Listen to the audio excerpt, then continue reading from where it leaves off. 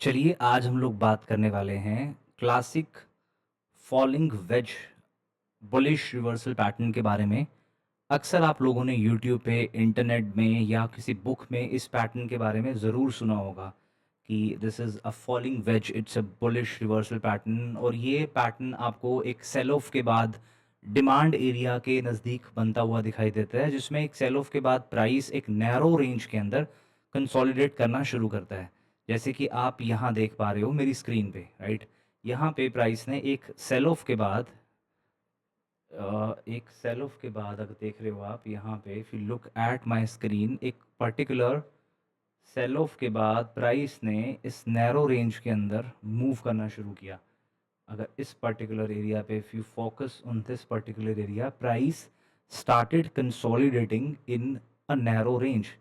तो एक falling veg में और क्या होता है, जो प्राइस होता है basically it kinds of forms a lower low and lower high, lower low, lower high, lower low, lower high. इस वे में प्राइस कंसोलिडेट करना शुरू करता है। दिस ये रही पहली बात। दूसरी चीज़, इस पैटर्न को हमें कंबाइन करना होता है किस चीज़ से?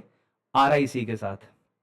इसे हम आरआईसी के साथ कंबाइन करते हैं देखने के लिए कि क्या जब प्राइस में लोअर लोज बन रहे हैं, क्या आरआईसी डाइवर्जेंस के अंदर क्या हायर लोज बन रहे हैं? तो बिल्कुल बन रहे हैं। अगर आप देखोगे यहाँ पे, तो यहाँ पे this was the first low, then another, this was this. अब यहाँ पे प्राइस ने लोअर लो बनाया, जबकि आरएसआई के अंदर आपको हायर लोज बनते हुए नजर आते हैं। तो ये एक हिडन बुलिश डाइवर्जेंस पैटर्न होता है। इस चीज की कॉन्फर्मेशन के साथ हम we believe in this pattern की that this pattern is gonna work, अगर इसको वॉल्यूम की सपोर्ट भी मिल जाती है।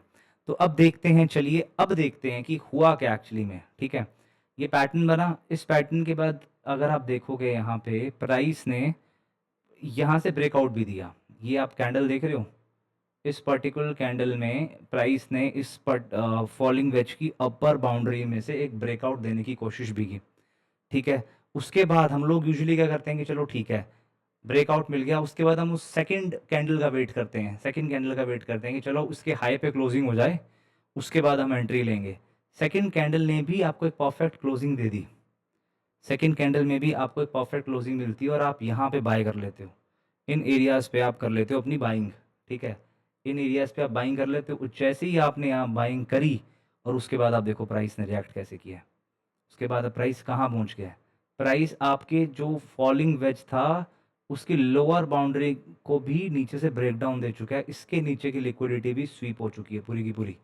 जिन लोगों ने यहाँ पे एंट्री भी ली होगी, कहाँ पे एसएल रख लोगे आप? यहाँ पे एसएल रख लोगे। यहाँ तक के एसएल्स प्राइस ने हंट कर दिए हैं। ठीक है, तो इसीलिए आंख बंद करके किसी भी पैटर्न के ऊपर बिलीव कभी भी नहीं करना जब तक कि आपको, देखिए मेरा तरीका क्या है कि ठीक है, ब्रेकआउट आया, ब्रेकआउट आने के बाद रीटेस्ट का वेट करना है। अब आपने यहाँ पे रीटेस्ट का वेट भी किया, रीटेस्ट का वेट करने पे भी आपने देखा होगा कि भाई चलो ठीक है, यहाँ पे एक हैमर बन रही है, तो एक बेस बिल्डिंग हो रही है, बुल्स एक बेस बिल्डिंग कर रहे हैं, ठीक है, फॉलो थ्रू मिल जाएगा।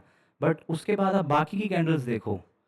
ठीक है, इसके बाद ये वाली कैंडल देखो, अगर आप ये देख रहे हो तो ये कैंडल देखो एक बार आप। आपकी इस कैंडल के बाद की बाकी की कैंडल्स कितनी छोटी कैंडल्स हैं, कितनी स्मॉल बॉडीड कैंडल्स हैं।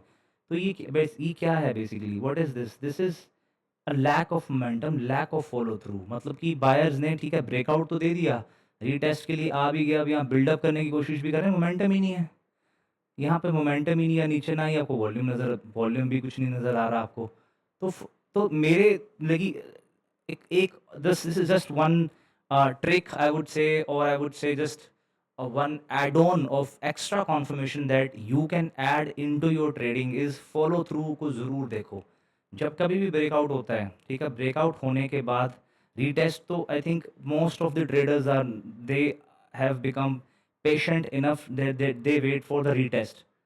ठीक है, रीटेस्ट होने के बाद आपको फॉलो थ्रू का भी वेट करना है कि क्या मोमेंटम आ रहा है, फॉलो थ्रू है या बायर्स में स्ट्रेंथ है नहीं। अगर आपको नज़र आए कि बायर्स में स्ट्रेंथ नहीं है तो मेरे अकॉर्डिंग एंट्री नहीं लेनी चाहिए जब तक कि आपको स्ट्रॉन्ग मोमेंटम या स्ट्रॉन्ग फॉलो थ्रू नहीं मिलता। अब यहाँ पे कहीं कहीं पे भी ऐसे लगाए हूँ, आपके सारे के सारे ऐसा यहाँ तक हंट कर दिए।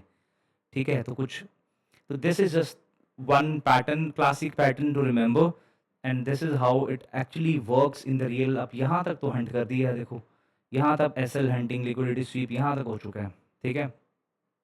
तो always remember this thing, do not have blind faith और ट्रस्ट ऑन एनी पैटर्न। अभी के लिए इतना ही। This is basically a gold pair, I am watching it closely, और as the market or as the price action would give us a clear direction, I'll record another video on the analysis for this. Until then, thanks for watching.